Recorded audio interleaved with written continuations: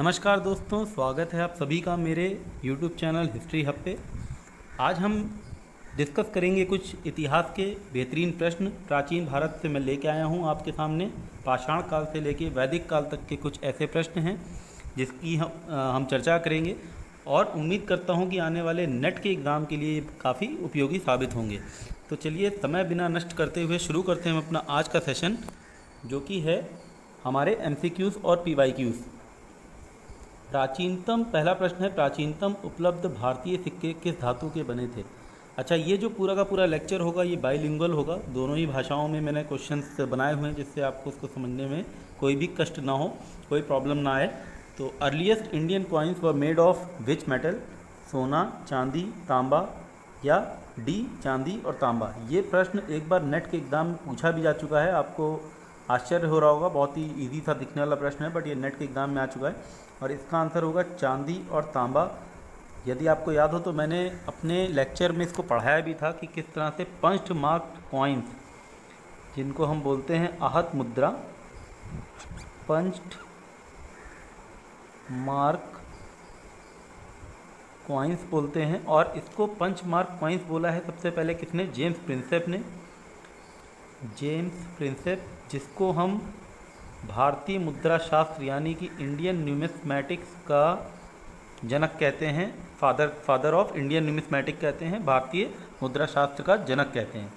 और वहीं पे VS अग्रवाल ने इसको आहत मुद्रा बोला है। तो ये चांदी और तांबे के हुआ करते थे, जो कि सबसे प्राचीनतम भारतीय मुद्रा हमको जो सिक्के मिले हैं। दूसरा प्रश्न है, हड़प्पा सभ्यता के सर्वाधिक स्थल किस नदी के किनारे मिले हैं? Maximum sites of Harappan civilisation is found at which river bank. तो इसका आंसर हो जाएगा दोस्तों, इसमें ऑप्शन जो दिया है सिंधु, सतलज, सरस्वती और रावी। इसका आंसर हो जाएगा सरस्वती नदी। सरस्वती के नदी के किनारे हमको सबसे ज़्यादा हड़प्पा काल के स्थल मिले हैं। इसीलिए इसको जो आपको मैंने पिछले लेक्चर में, जो हमारा लास्ट लेक्चर हुआ था, वो हड़प्पन सिविलाइजेशन का किस तरह से उद्भव हुआ है, कैसे उसका ओरिजिन क्या है, उसके बारे में मैंने बताया था। बहुत सारे मत थे विद्वानों के, अलग अलग विदेशी उद्भव और स्वदेशी उद्भव को लेके। तो उसमें मैंने बताया था कि किस तरह से सरस्वती नदी के किनारे इसके स्थल मिलते हैं, जिसकी वजह से इसको अब केवल सिंधु घाटी की सभ्यता ना कह के सिंधु सरस्वती सभ्यता भी कहा जाने लगा।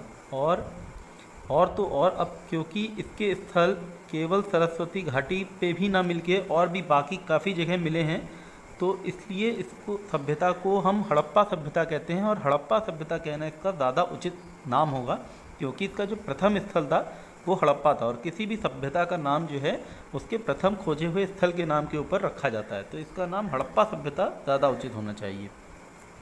तीसरा प्रश्न है, हड़प्पा सभ्यता की वो कौन सी विशेषता थी जो अन्य समकालीन सभ्यता को ज्ञात नहीं थी? मतलब which of the following Harappan speciality which was not known to other contemporary civilisation? सूती कपड़ा, कॉटन के क्लोथ्स, विशालकाय भवन यानी कि ग्रैंड बिल्डिंग्स, घिया पत्थर की मुद्राएं यानी कि स्टीटाइट सील्स, और हकीक के बने मनके यानी कि कार्नेलियन बीट्स। तो इसमें अगर आपको पता हो, जब मैंने बात की थी किस तरह से हमारे जो सभ्यता थी, हड़प्पा की सभ्यता और मेसोपोटामिया की सभ्यता में क्या क्या समानताएं थी, तो उसमें हमने देखा था कि उनके पास भी ग्रैंड बिल्डिंग्स हैं और उनके पास भी सील्स हैं, उनके पास भी बीट्स हैं। लेकिन जो कॉटन क्लोथ है यानी कि जो कपास की जो खेती होती थी, इसके लिए हमारी हड़प्पा की जो सिविलाइजेशन थी वो ज़्यादा मशहूर थी। तो हमारा इसका जो आंसर हो जाएगा वो हो जाएगा सूती कपड़ा। इसकी जानकारी पश्चिम के देशों की या पश्चिम सभ्यताओं को नहीं थी, इसकी वजह से काफ़ी ज़्यादा ट्रेड एंड कॉमर्स होता था, बहुत ज़्यादा व्यापार होता था हड़प्पा सभ्यता और हमारे जो बाकी की मेसोपोटामिया की जो सुमेरियन सभ्यता है उसके बीच में। और यहाँ से सूती कपड़ों का बहुत ज़्यादा निर्यात हुआ करता था। चौथा प्रश्न है, ये भी नेट के प्रीवियस ईयर से मैंने उठाया है, ये पहले आ चुका है नेट में, प्रश्न ये पूछा गया था और ये भी हड़प्पा के ऊपर है। हड़प्पा सभ्यता के बारे में निम्नलिखित कथनों पर विचार कीजिए। पहला है, स्थल नगर, स्थल जो हैं इसके, जो इसकी साइट्स हैं वो नगर और ग्रामीण दोनों क्षेत्रों से खोजे गए हैं। अभिलेख इसके जो हैं वो विभिन्न समकालीन लिपियों में हैं। तीसरा है, उपकरण और धातुएं यह दर्शाती हैं कि उस समय विशेषज्ञ शिल्पी थे। चौथा है, लोथल और धौलावीरा से बंदरगाह गोदी मिले हैं। तो अब हम एक एक करके इसको देखते हैं कौन सा इसमें कथन सही है। तो जो इसके स्थल हैं नगर और ग्रामीण दोनों क्षेत्रों से मिले, यानी कि जो इसकी साइट्स हैं वो हमें टाउन और विलेजेस दोनों साइड से मिली हैं, एकदम सही बात है, दोनों साइड से मिली हैं। सेकंड है इसका लिखा है अभिलेख विभिन्न समकालीन लिपियों में है, तो इसके अभिलेख विभिन्न समकालीन लिपियों में नहीं है, इसका ऐसा अभिलेख हमको इस तरह से ऐसा कुछ नहीं मिलता। और थर्ड है उपकरण जो हैं और जो धातुएं मिली हैं, मतलब जो हमको टूल्स मिले हैं और जितने भी हमको आर्टिफैक्ट्स मिले हैं वो ये दर्शाते हैं, वो ये शो करते हैं कि इसके जो शिल्पी थे, जो इसके आर्किटेक्ट थे, वो बहुत ज़्यादा विशेषज्ञ थे, अपने स्पेशलिस्ट थे अपने काम में। तो ये भी एकदम सही बात है, बहुत ही हमको उम्दा एकदम दर्जे के एकदम हाई क्वालिटी के आर्टिफैक्ट्स मिले हैं। लोथल और धौलीवीरा में बंदरगाह गोदी मिले। अब ये जो स्टेटमेंट है ये आधा सत्य है, क्योंकि केवल हमको लोथल में मिलता है बंदरगाह, जबकि धौलावीरा में हमको बंदरगाह नहीं मिलता, तो ये भी गलत हो जाएगा। तो हम इस तरह से हमारा ऑप्शन हो जाएगा 1 और 3, यानी कि आंसर बी। पांचवा प्रश्न है इनमें से कौन सा हड़प्पा सभ्यता का स्थल मोहरों के निर्माण का प्रमुख केंद्र था। तो ये भी प्रश्न एक बार आ चुका है हमारे इसमें नेट के एग्ज़ाम में, ये भी एक बार प्रश्न पूछा गया है, ये PYQ है नेट का। और आपसे पूछा है कौन सा ऐसा स्थल है which of the following Harappan site which was known for beads manufacturing, Balakot, Kot Diji, Chanhudaro और लोथल। तो इसका जो आंसर है ये हो जाएगा चानूदाड़ो। लेकिन मैं आपको थोड़ा सा चानूदाड़ो के बारे में बता देता हूँ। ये मोहनजोदड़ो से करीब 130 किलोमीटर दूर है चानूदाड़ो, 130 किलोमीटर दूर है। और इसको जो है खोज जो इसकी की थी वो 1931 में NC मजूमदार ने इसकी खोज की थी, मजूमदार साहब ने इसकी खोज की है। लेकिन इसका जो उत्खनन है ये हुआ है 1935 में, 1935 में इसका उत्खनन हुआ है और इसका उत्खनन कराया है मैके ने। तो मैके ने इसका उत्खनन कराया है, जबकि इसकी खोज जो है वो की है किसने, वो की है NC मजूमदार ने 1931 में।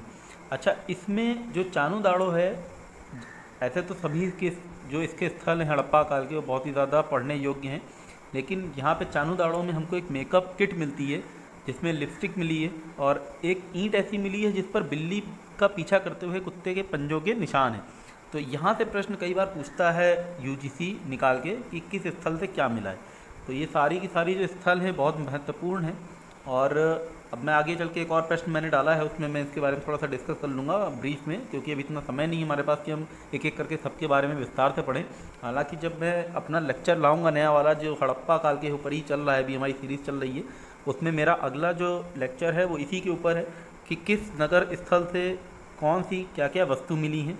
क्योंकि ये जो चानूदाड़ो है इसमें हमको किलेबंदी के साक्ष्य नहीं मिलते, ये एक प्रथम ऐसा स्थल है हड़प्पा काल का। हालांकि जब हम हड़प्पा सभ्यता पढ़ते हैं तो हम देखते हैं कि सिटाडेल, जिसको हम किलेबंदी बोलते हैं, नगरों की वो एक खासियत थी, एक विशेषता थी जो हमको चानूदाड़ो में नहीं मिलती, बाकी सभी नगर में मिलती है। ऐसे ही हमको बहुत सारे इस तरह से प्रश्न बनते हैं, कहाँ से वाटर रिजर्व मैनेजमेंट हमको मिलता है, कहाँ से नहीं मिलता है।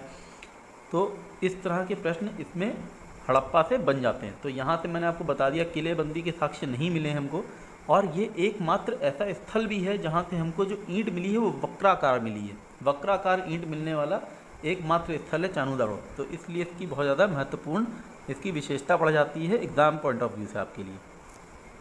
छठा प्रश्न है हथनोरा का मानव सहजीवाश्म, यानी कि जो हथनोरा से जो फॉसिल मिला है वो क्या है, होमो इरेक्टस है, होमो हैबिलिस है, होमो सेपियंस है, या इनमें से कोई नहीं है।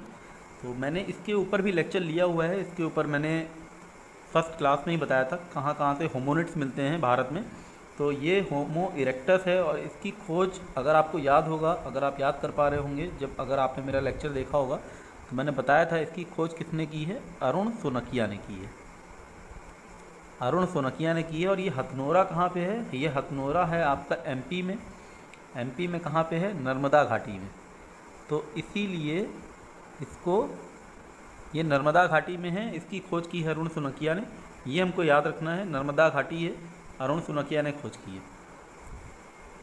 अच्छा, इसके साथ एक और प्रश्न आया था, ये मैं बता दूं आपको, ये नेट में एक बार पूछा गया है और इसके अलावा एक और प्रश्न है जिसमें आपका एक प्रश्न आता है कि कहाँ से शिशु कपाल की खोज की गई थी 2001 में, और वो खोज की थी पी राजेंद्रन ने, और वो जो खोज है वो हुई है तमिलनाडु के उलदई से, और वो वाला जो प्रश्न है वो 2 बार आ चुका है। तो इस तरह से जो प्रश्न है बहुत ज़्यादा महत्वपूर्ण है।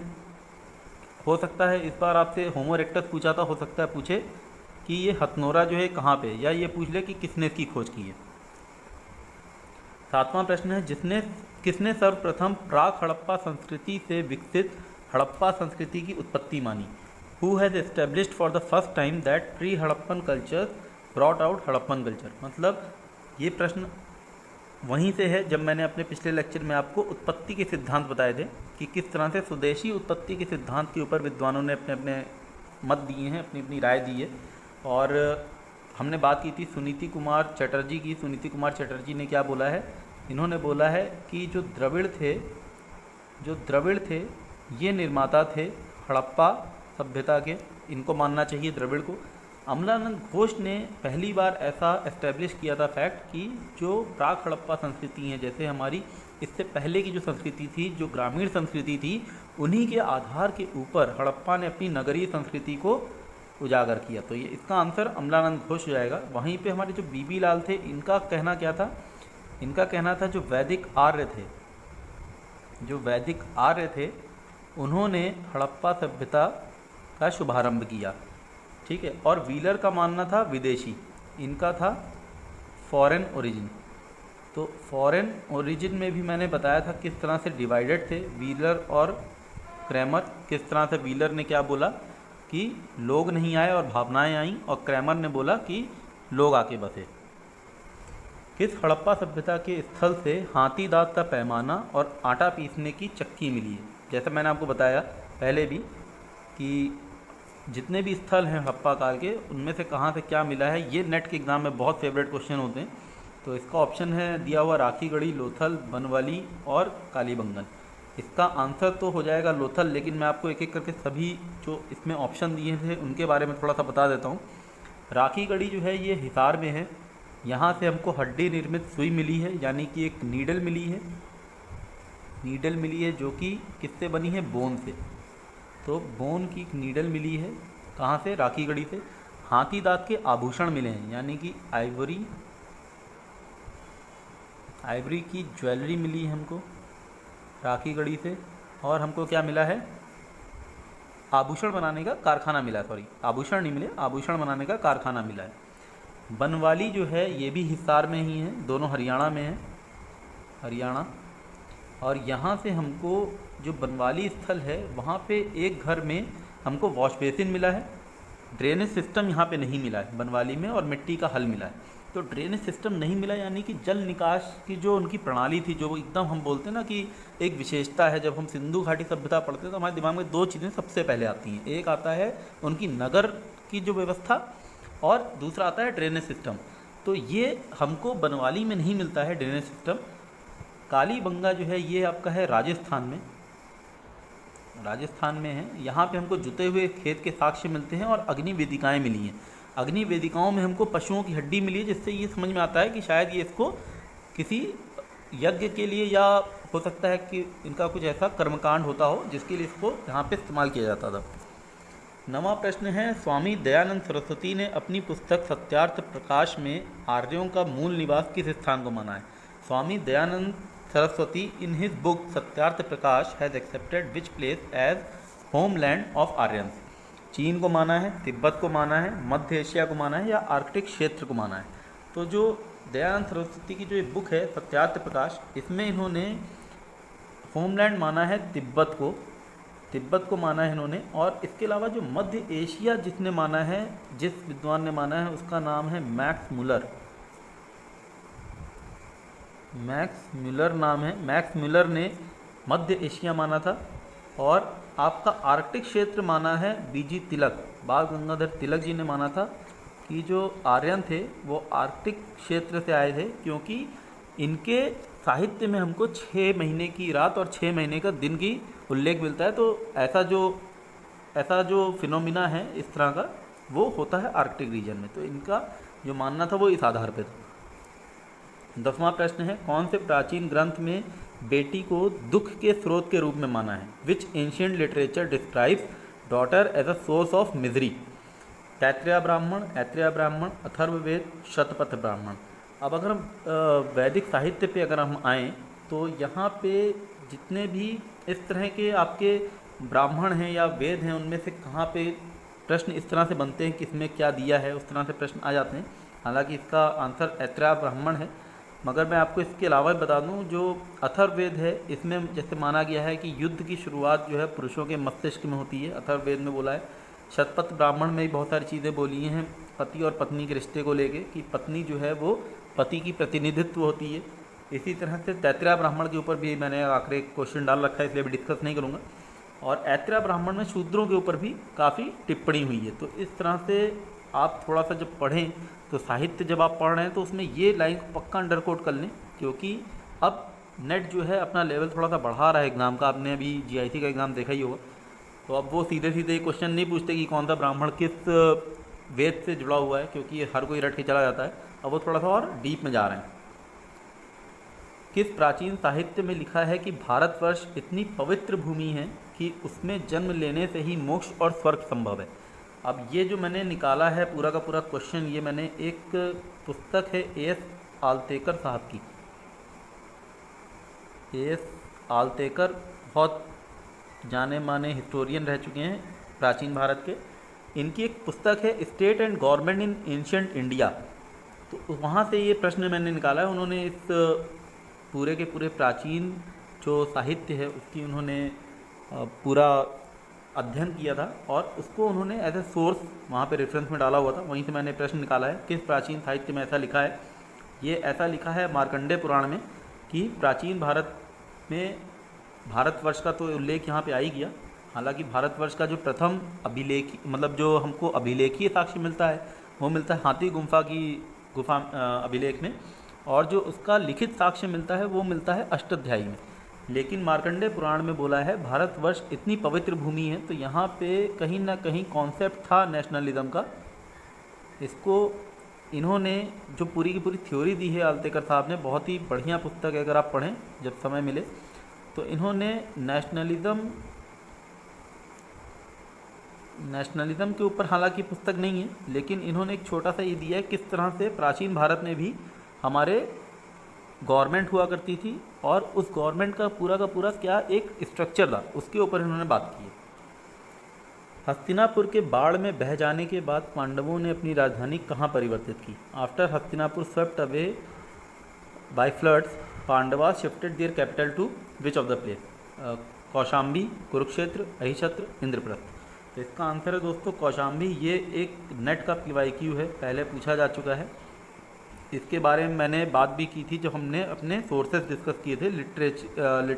जो जितने भी लिटरेरी सोर्सेज थे एंशियंट हिस्ट्री के, मैंने सोर्स के ऊपर 3 क्लास लिए, उसमें मैंने इसको डिस्कस किया था कि कब राजा निचक्षु, ये राजा निचक्षु की समय की बात है, और उसी समय ये फ्लड आता है, बाढ़ आती है, और जो राजा निचक्षु हैं वो किस तरह से अपनी पूरी की पूरी प्रजा को लेके अपनी जो कैपिटल है, जो राजधानी है, वो शिफ्ट कर लेते हैं, हस्तांतरित कर लेते हैं। कहाँ से? हस्तिनापुर से ले जाते हैं Kaushambi. Which ancient literature states that weak has to offer tribute to the strong? Again S Altekar sahab की पुस्तक से ही मैंने ये निकाला है। और कौन सा प्राचीन साहित्य कहता है, हिंदी में पढ़ देता हूँ आपके लिए, कौन सा प्राचीन साहित्य कहता है कमज़ोरों को बलवानों को श्रद्धांजलि अर्पित करनी पड़ती है? ऐत्रेय ब्राह्मण, शतपथ ब्राह्मण, छांदोग्य उपनिषद या मत्स्य पुराण? तो इसका आंसर है दोस्तों शतपथ ब्राह्मण। शतपथ ब्राह्मण ऐसा बोलता है, इस तरह का उल्लेख करता है कि कमज़ोरों को बलवानों को श्रद्धांजलि अर्पित करनी पड़ती है। अब इसमें लोगों को डाउट कभी कभी मत्स्य पुराण के साथ हो सकता है, लेकिन इसका आंसर शतपथ ब्राह्मण है। 14वां प्रश्न है, सभा का जुए से संबंध का उल्लेख किस ब्राह्मण साहित्य में है? अगेन ये आलतेकर की साहब की किताब है, इसमें इसका दिया हुआ है। और the connection of sabha with gambling is referred to in which Brahmana literature? Aitareya ब्राह्मण, शतपथ ब्राह्मण, तैत्तिरीय ब्राह्मण या कौशितकी ब्राह्मण? अब ये सारे के सारे ब्राह्मण हैं, किसी न किसी वेद से जुड़े हुए हैं, आप ज़रूर उसको याद कर लीजिएगा। लेकिन अब जहाँ तक मेरे हिसाब से उस तरह क्वेश्चंस नहीं आएंगे। तो इसका आंसर हो जाएगा तैत्तिरीय ब्राह्मण। चित्रित धूसर मृदभांड यानी पीजीडब्ल्यू जिसको हम बोलते हैं, पेंटेड ग्रेवेयर, इनको सबसे पहले कहाँ खोजा गया था? अतरंजी खेड़ा, अहिछत्र, आलमगीरपुर, हस्तिनापुर। अच्छा, अब मैं आपको ये बता दूं कि ये जो पीजीडब्ल्यू है ये आयरन एज से संबंधित है, और ये जितने भी आपको प्लेसेस दिख रहे हैं ये सारे के सारे आयरन एज से संबंधित हैं, लौह युग से संबंधित हैं। अतरंजी खेड़ा, अहिछत्र, आलमगीरपुर, हस्तिनापुर। और ये जो बात कर रहा है सबसे पहले कहाँ से खोजा गया, तो ये सबसे पहले अतरंजी खेड़ा से खोजा गया था। लेकिन इसका जो महत्व है वो तब जाना गया जब हस्तिनापुर में उत्खनन करवाया बीबी लाल साहब ने। बीबी लाल साहब ने जब हस्तिनापुर का उत्खनन करवाया तब इसका महत्व जान पड़ा कि इस जो मृदभांड मिले हैं, जो हमको पॉटरी मिल रही है, इसका महत्व क्या है। थोड़ा सा नज़र डाल लेते हैं पॉटरी की क्रोनोलॉजी के ऊपर, मृदभांड परंपराओं का जो क्रम है, क्योंकि यहाँ से प्रश्न पूछा जाता है कई बार और मैच द फॉलोइंग में आता है। क्रम हो सकता है आ जाए, हो सकता है आपसे पूछ ले कि एक तरह का मृदभांड दें आपको एग्जाम में। फॉर एग्जाम्पल आपको बोलें कि चित्रित धूसर मृदभांड जो है वो किस काल से संबंधित है, तो ये मैंने काल भी लिख दी है, पूरे उसकी क्रोनोलॉजी लिख दी है। सबसे पहले गैरिक मृदभांड है जिसको हम ऑकर कलर्ड पॉटरी बोलते हैं, जिसको जो मिले हैं हमको 2600 से 1000 ईसा पूर्व यानी कि बिफोर क्राइस्ट से मिले हैं। और ये जो हैं ये प्राक हड़प्पा हैं, हड़प्पा काल में ही मिलते हैं, तो बहुत लंबा टाइम स्पैन है इसका, बहुत लंबी काल अवधि है। काले और लाल मृदभांड जिसको हम बोलते हैं ब्लैक एंड रेड वेयर, जो हमको मिले हैं उत्तर हड़प्पा काल में यानी कि वैदिक काल में, यानी अर्ली वैदिक काल जो हमारा सबसे पहले शुरू होता है जो वैदिक काल, उसमें ये हमको मिलते हैं काले और लाल मृदभांड जिनको हम बोलते हैं ब्लैक एंड रेड वेयर। चित्रित धूसर मृदभांड जिसकी हमने बात करी अभी, पीजीडब्ल्यू पेंटेड ग्रे वेयर, जो हमको मिलते हैं उत्तर वैदिक काल में और महाभारत काल में, जिसको हम जोड़ते हैं आयरन एज से यानी कि लौह युग से।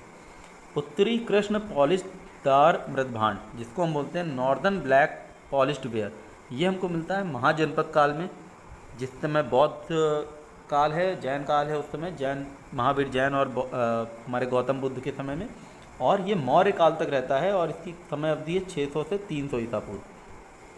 सबसे आखिरी में आते हैं लाल पॉलिश मृदभांड रेड वेयर जिसको हम बोलते हैं, जो हमको मिले हैं मौर्योत्तर और गुप्त काल में। तो ये पूरी की पूरी क्रोनोलॉजी है और हो सकता है पूछा जाए एग्ज़ाम में, इसलिए मैंने यहाँ पे डाल दिया है। ये मेरा आज का आखिरी प्रश्न था। यदि आपको कोई भी समस्या है तो मेरे टेलीग्राम ग्रुप में आप जुड़ सकते हैं, जिसका लिंक मैं यहाँ पे शेयर कर दूंगा अपने वीडियो के डिस्क्रिप्शन में। तो मिलते हैं आपसे अपने अगले लेक्चर में, लेके आऊँगा फिर से एक ऐसे ही कुछ प्रश्न, 15 प्रश्न, और जो हमारी हड़प्पा काल की जो संस्कृति की जो श्रृंखला चल रही है वो चलती रहेगी। एक उसमें लेक्चर हो चुका है, दूसरा लेक्चर नगर के ऊपर आएगा, तीसरा उसके बाद फिर जो लेक्चर आएगा उसमें हम उसकी सामाजिक आर्थिक स्थिति और किस तरह से वहाँ पे धर्म था, धर्म किस तरह से मानते थे, उसके ऊपर चर्चा करेंगे। और फिर हम आखिरी में उसके अवलोकन करेंगे कि किस तरह से उसके विनाश हुए, और उसके ऊपर भी विद्वानों के बहुत सारे मतभेद हैं। किसी ने कुछ बोला है तो किसी ने भूकंप बोला है, किसी ने युद्ध बोला है, किसी ने क्लाइमेट चेंज के ऊपर थ्योरी दी है। तो उन सबको हम डिस्कस करेंगे और साथ ही साथ हम ये डिस्कस करेंगे कि हड़प्पा काल की जो सभ्यता थी उससे हमको क्या सीखने को मिलता है। तो वो सबसे ज़्यादा महत्वपूर्ण है। अगर हम बात करें यूपीएससी के एग्ज़ाम की तो सबसे ज़्यादा महत्वपूर्ण वही है कि हमको हड़प्पा काल से सीखने को क्या मिलता है। तो चलिए मिलता हूँ आपसे अपने अगले लेक्चर में, तब तक के लिए धन्यवाद।